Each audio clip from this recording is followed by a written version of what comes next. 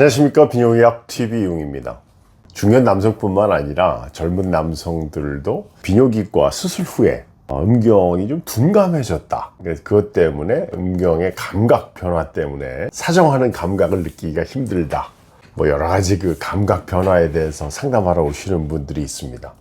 물론 이 음경 감각 변화에 중년 남성에서는 가장 먼저 다른 복용하고 있는 약물 때문에 또는 갱년기가 진행돼서 음경이 좀 둔감해진 분들이 대부분입니다. 근데 이 젊은 분들에서는 비뇨기학적으로 좀 전문적인 수술을 받는 경우들이 꽤 있는데요. 요즘에 대표적으로 음경 만곡증이나 음경의 성형수술, 음경 확대를 위한 수술, 이런 여러 가지 남성 수술을 한 후에 감각이 변했다. 이래서 이제 오시는 분들이 있습니다.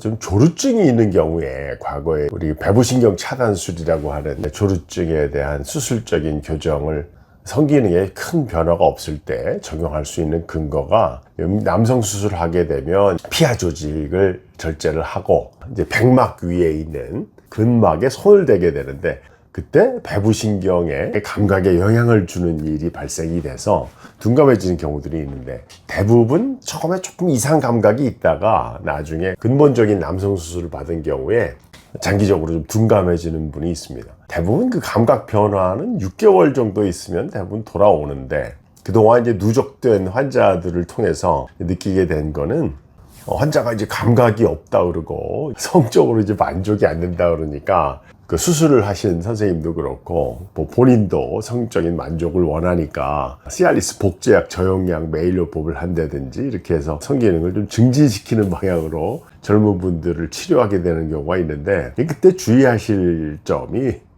젊은 분들이니까 과도하게 성기능이 이제 증진되는 걸 느껴서 갑자기 성행동이 늘어나는 분들이 있어요.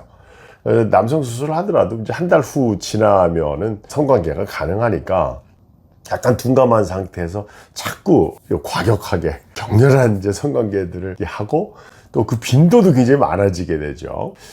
또 주치의 선생님이 성관계 하는데 뭐 제한이 없습니까? 그러면 성관계는 잘 되면 본인 능력껏 하셔도 큰 문제가 없다 이렇게 이제 설명을 듣고 나면은 이제 젊은 분들이 이제 무절제한 관계를 통해서 2차적으로 사정하는 감각이 자꾸 이제 지연되는 그런 경우들을 발견을 하게 됩니다.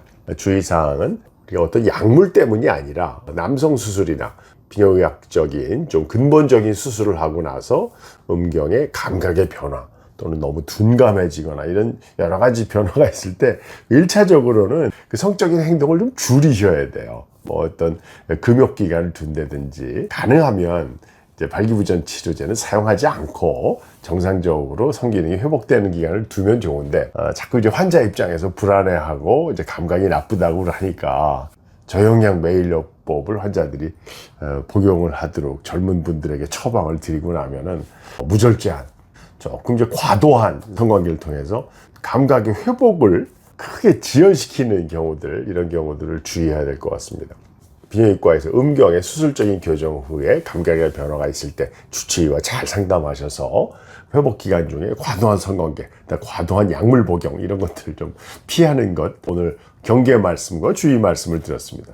비뇨기약 TV 용이었습니다.